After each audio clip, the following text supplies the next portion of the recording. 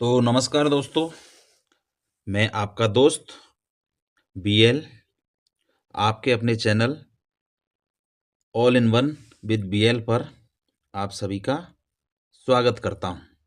दोस्तों, आज हम एक अजमेर संभाग के नागौर जिला की जानकारी लेकर के आपके समक्ष हाजिर हुए हैं। कि स्क्रीन पर राजस्थान का मैप, और राजस्थान के मैप में देखते हैं कि नागौर जिला किस स्थान पर है।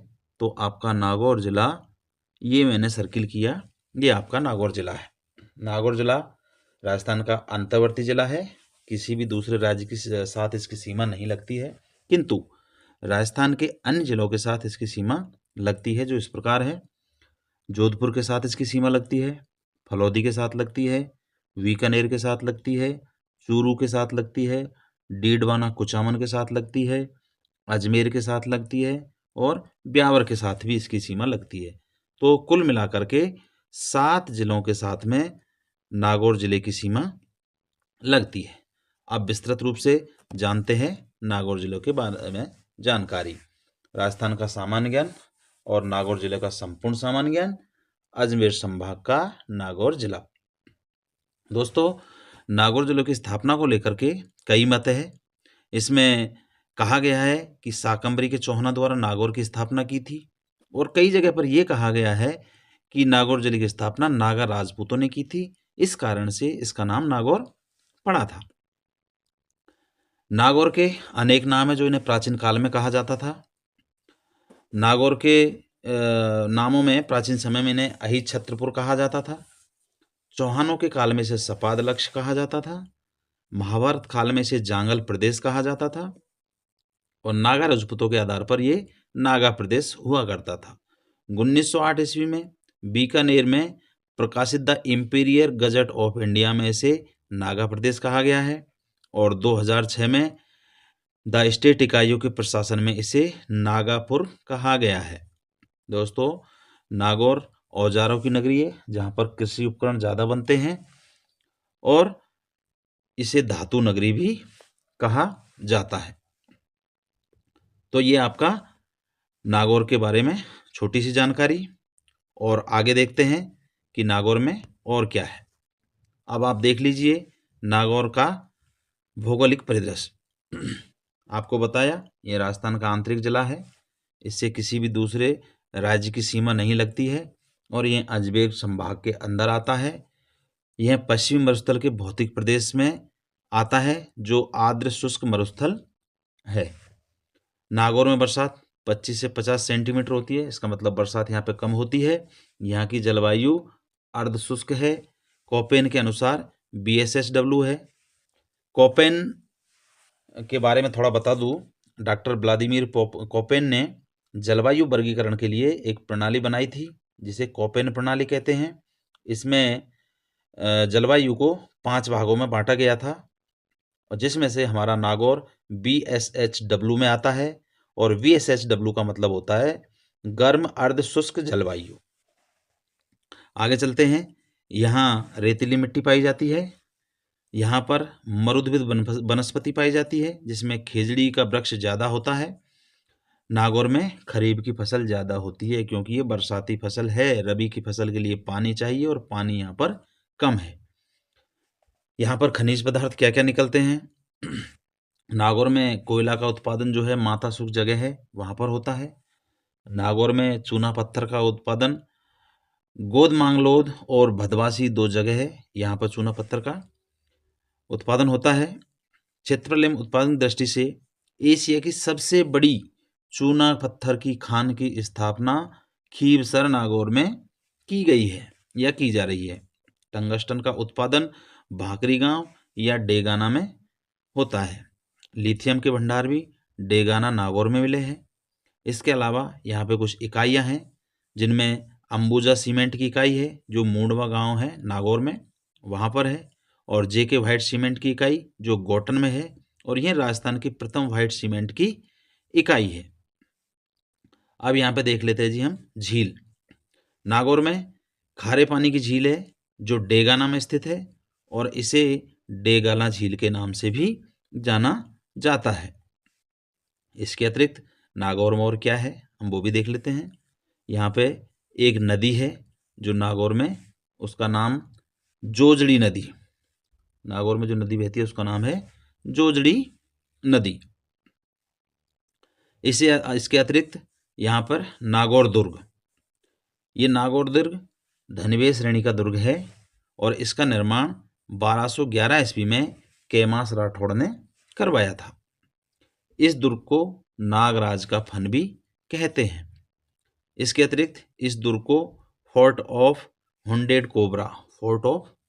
कोबरा भी कहा जाता है। अकबर यहाँ पर 1570 ईस्वी में आया था और इस दुर्ग के अंदर ठहरा था। वर्तमान में इस दुर्ग का संरक्षण मेहरानगढ़ म्यूजियम ट्रस्ट करता है, वो इसकी देखभाल करता है। और इस दुर्ग में एक बादल महल स्थित है जो पुराने राजाओं के रहने के लिए महल होते थे। और इस दुर्ग में अमर सिंह राठौड़ की छतरी भी एक बनी हुई है। इसके अतिरिक्त यहाँ पर एक खीवसर का किला है जो खीवसर नागौर में स्थित है। यहाँ पर ये किला है और इसे वर्तमान समय में एक हेरिटेज होटल बना दिया गया है। अगला यहाँ पर एक मालकूट का दुर्ग है। मालकूट का दुर्ग मेड़ता सिटी के अंदर स्थित है और इसका निर्माण राव मालदेव ने करवाया था।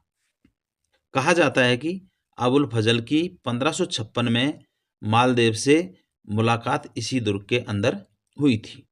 1556 ईस्वी में मालदेव और अबुल फजल की मुलाकात इस दुर्ग के अंदर हुई थी, मालकेट दुर्ग के अंदर। एक दुर्ग है दूधागढ़ का दुर्ग। दूधागढ़ का दुर्ग का निर्माण राव दोहा ने करवाया था। एक यहाँ पर मंदिर है दधी माता मंदिर। यह दधीची ब्राह्मणों की कुलदेवी है और यह मंदिर गांठ मांगलोद में स्थित है।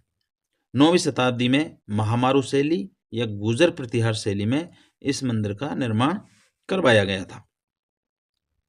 आगे देख लेते हैं जी। और नागौर में क्या है? नागौर में एक मंदिर है, वो है भवाल माता का मंदिर। यह मंदिर मेड़ता सिटी में स्थित है और ऐसा कहा जाता है कि इस मंदिर में 2.5 प्याले चढ़ाए जाते थे। जो इतिहास में ये मिलता है कि इस मंदिर में, जो भवाल माता का मंदिर है, यहाँ पर 2.5 प्याले चढ़ाए जाते थे। एक यहाँ पे मीराबाई का मंदिर है जो मेड़ता सिटी के अंदर है। जो मीराबाई के लिए, मीराबाई का आप पढ़ा होगा तो मीराबाई कहाँ की रहने वाली थी? मेड़ता सिटी की। तो वो यहाँ पर इसका मंदिर भी बना हुआ है। एक यहाँ पर पशुपतिनाथ मंदिर है। यह मंदिर मांजवास गांव में स्थित है और ये भगवान शिव को समर्पित है। भगवान शिव का मंदिर है जो मांजवास गांव नागौर में स्थित है। और यह मंदिर को नेपाल का जो पशुपति मंदिर बना हुआ उसके आधार पर बनाया गया है, पशुपतिनाथ मंदिर को। एक यहाँ पे जी वीर तेजाजी हुआ थे। वीर तेजाजी जो बहुत ही फेमस देवता है, इन्हें काला और बाला का देवता भी कहा जाता है। इन्हें कृषि का देवता भी माना जाता है और इन्हें गोरक्षक के रूप में भी जाना जाता है। वीर तेजाजी का जन्म खरनाल के अंदर हुआ था और यहाँ पर इनका एक पनोरमा बना हुआ है। वीर तेजाजी की जो घोड़ी थी उसका नाम लीलन था और इनके पुजारी को घोड़ला कहते हैं। वीर तेजाजी के पुजारी को घोड़ला कहते हैं और इनकी मृत्यु भाद्रपद शुक्ल दशमी को हुई थी।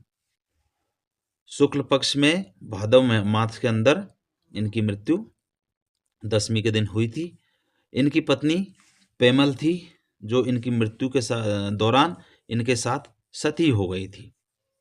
और 2011 में वीर तेजाजी के नाम से डाक टिकट भी भारत सरकार ने जारी किए थे। एक महापुरुष थे यहाँ पर जी जाम्बोजी महाराज। ये भी लोक देवता है राजस्थान के। जाम्बोजी महाराज का जन्म जो है पीपासर में हुआ था जो नागौर में स्थित है। इनका कार्यक्षेत्र बीकानेर के समरथल में था।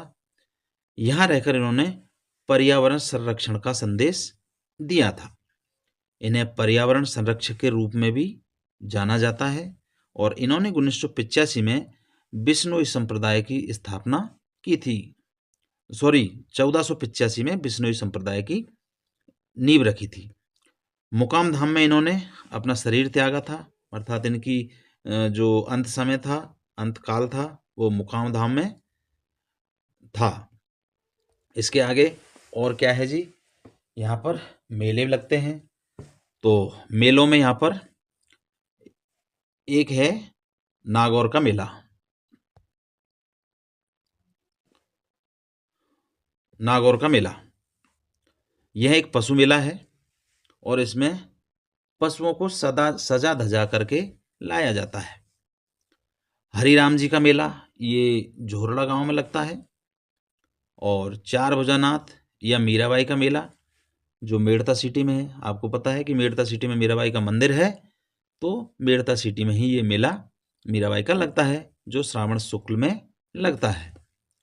तारकीन उर्स मतलब तारकीन मेला।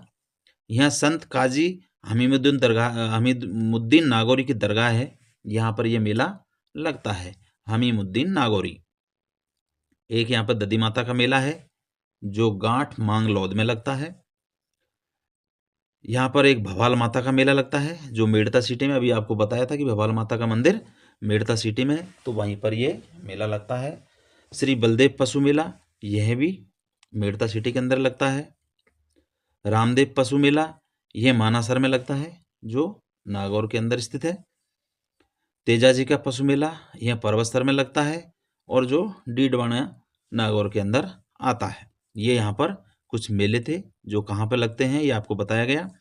यहाँ पे एक पनोरमा है, जो पनोरमा मीराबाई और जाम्बोजी का दोनों का है और ये नागौर में स्थित है। अर्थात नागौर में मीराबाई और जाम्बोजी का पनोरमा बना हुआ है। अब यहाँ पर प्रमुख व्यक्ति ऐसे यहाँ पर हुए हैं। कौन कौन हुए? संत हमीमुद्दीन नागौरी, यह नागौर के रहने वाले थे और जिनके यहाँ तारकीन उर्स लगता है। सम्राट विग्रहराज चतुर्थ, इन्होंने नागौर पर शासन किया था, जो यहाँ के राजा हुआ करते थे। वीर अमर सिंह राठौड़, इन्हें नागौर के रक्षक के रूप में माना जाता है। और वीर अमर सिंह राठौड़ तथा करण सिंह के बीच मतीरों की राड़ हुई थी। मतीरों की राड़ किस किस के बीच हुई थी? तो अमर सिंह राठौड़ और करण सिंह के बीच। और यहाँ पर इनका पनोरमा भी बना हुआ है। नागौर में अमर सिंह राठौड़ जी का पनोरमा बना हुआ है। कवि वृंद, इन्हें वृंदावन दास भी कहा जाता है और ये मेड़ता सिटी के रहने वाले थे। सुनीता खोकर, जो अभी हाल ही में कुछ समय पहले चंद्रयान जो मिशन 3 था उसमें इनकी भूमिका रही है, सुनीता खोकर जी की। और इसके अलावा दिव्यकीर्ति सिंह राठौड़, इनका गेम घुड़सवारी ड्रेसेज इनका गेम है और वर्ष 2023 में इनको अर्जुन अवार्ड से सम्मानित किया गया है। ट्रीमेन ऑफ राजस्थान हिमताराम भाभू, इन्हें 2022 में पद्मश्री अवार्ड दिया गया है और ये इनको पेड़ संरक्षण का कार्य करते थे, इसी क्षेत्र में इन्हें पद्मश्री दिया गया है। फ्लाइट लेफ्टिनेंट स्वाति राठौड़ भी नागौर की रहने वाली है। इसके अतिरिक्त और नागौर में क्या है और देख लेते हैं। अब नागौर में जो छूट गए हैं वो अन्य तथ्य। भारत में पंचायती राज व्यवस्था की शुरुआत 2 अक्टूबर 1959 में बगदरी गांव, जो नागौर के अंदर स्थित है, इसमें शुरुआत हुई थी। पंचायती राज व्यवस्था की शुरुआत कहाँ हुई थी? बगदरी गांव में। और राज्य की प्रथम रेल बस सेवा 2 अक्टूबर 1994 को मेड़ता से और मेड़ता सिटी के अंदर कहाँ हुई थी? मेड़ता से मेड़ता सिटी के अंदर प्रथम रेल बस सेवा चालू हुई थी। मेड़ता सिटी से मेड़ता रोड के लिए, ये मेड़ता सिटी से और मेड़ता रोड के लिए चली थी। टांकला गांव, जहां पर दरिया बनाई जाती है और यहाँ की दरिया बहुत प्रसिद्ध है। एक यहाँ पे वरुण गांव है जहाँ की बकरियां बहुत प्रसिद्ध है, बकरियों की नस्लें यहाँ की बहुत प्रसिद्ध है वरुण गांव की। और ताउसर है जहाँ की पान मेथी, जो पान में डालने वाली मेथी है, वो यहाँ की प्रसिद्ध है। तो दोस्तों, आज हमने नागौर ज़िले के बारे में संपूर्ण जानकारी अर्जित की और मुझे उम्मीद है कि ये जानकारी और ये वीडियो आपको पसंद आया होगा। इसलिए आपसे रिक्वेस्ट है कि इस चैनल को सब्सक्राइब करें, वीडियो को लाइक करें और कोई डाउट हो, किसी भी प्रकार का शंका हो तो उसके समाधान के लिए कमेंट बॉक्स में कमेंट ज़रूर करें। साथ ही अपने दोस्तों के साथ शेयर करें ताकि इस जानकारी का फ़ायदा आपके दोस्त भी उठा सके। मुझे दीजिए आज्ञा और मिलते हैं एक नए ज़िले की जानकारी के साथ में। धन्यवाद।